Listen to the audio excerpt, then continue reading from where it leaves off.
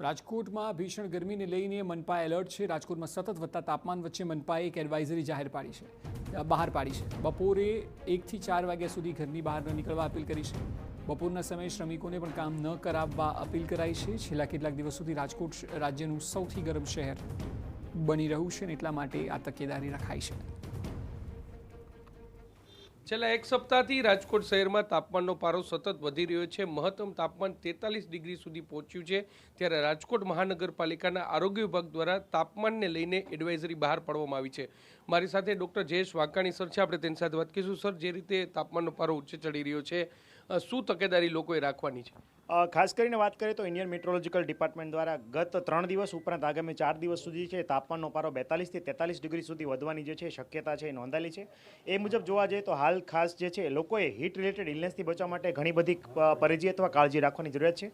બની શકે તો લોકોએ બપોરના સમય એટલે કે પીક અવર્સ હોય બપોરના 12 થી 4નો સમય જે છે કે જ્યારે સૂર્યના કિરણો સીધા વ્યક્તિ ઉપર પડતા હોય ને તડકાની માત્રા ખૂબ વધારે હોય ત્યારે બહાર જવાનું બિનજરૂરી ટાળવું જોઈએ। જો બહાર જવાનું થાય તો સુતરાઉ કાપડના વસ્ત્રો ઉપરાંત જે છે વજનમાં હળવા ને ખુલતા વસ્ત્રો પહેરીને જ બહાર જવું જોઈએ। સાથે સાથે ટોપી ઉપરાંત રૂમાલ અને ખાસ કરીને ગોગલ્સ વગેરેનો ઉપયોગ કરીને જ બહાર જવું જોઈએ। આ ઉપરાંત વ્યક્તિ જે છે ઘણી વખત છત્રીનો પ્રયોગ પણ કરી શકે છે।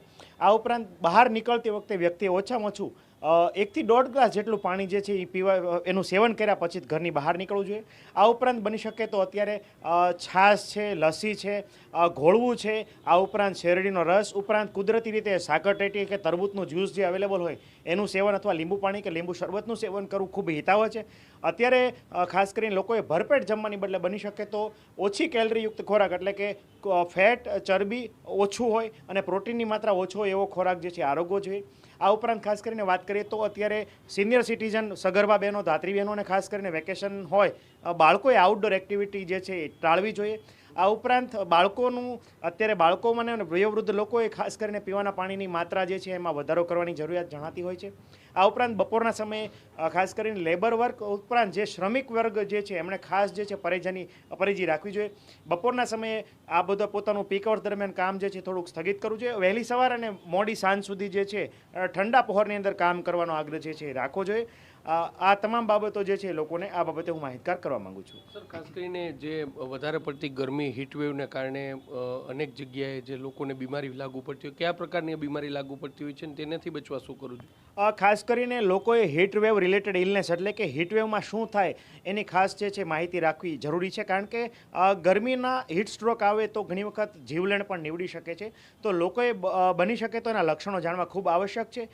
તમે તડકાની અંદર બહાર નીકળો અને ખૂબ જ શ્રમનું કામ કરેલું હોય તો અચાનક પરસેવો વળી જવું, શરીર ઠંડુ પડી જવું, શરીર લાલ થઈ જવું, કોઈ પણ પ્રકારના કારણ વગર તાવ અનુભવો, સાથે સાથે આંખમાં અંધારા આવવા, માથામાં દુખાવો થવો, ઉલટી ઉપકા આવવા અને સાથે સાથે સ્નાયુમાં કંપવા, આવા કોઈ પણ લક્ષણો જણાય તો તાત્કાલિક જે છે વ્યક્તિએ પોતે ટેમ્પરેચરમાંથી ઠંડા વાતાવરણમાં શિફ્ટ થવું જોઈએ અને પાણીની માત્રાનું સેવન કરવું જોઈએ।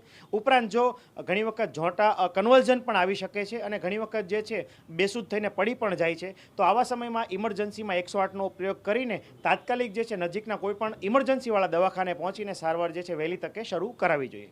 એટલે શરીરમાં ડિહાઇડ્રેશન ન થાય તેની ખાસ તકેદારી છે તે રાખવી જોઈએ અને તડકો છે તે સીધા સંપર્કમાં જે પણ વ્યક્તિ આવતા હોય તેમને પણ ખાસ તકેદારી છે તે રાખવી જોઈએ તેવું રાજકોટ મહાનગરપાલિકાના આરોગ્ય વિભાગ છે તેમના દ્વારા લોકોને સાવચેત છે તે કરવામાં આવી છે। હજુ પણ આગામી 3 દિવસ સુધી તાપમાનનો પારો આટલો જ ઊંચો રહે તેવી શક્યતા છે, તેને જોતા લોકોએ સાવચેત રહેવું એટલું જ જરૂરી છે। કેમેરા પર્સન ભાવેશ લશ્કરી સાથે મોહિત ભટ્ટ, TV9 રાજકોટ।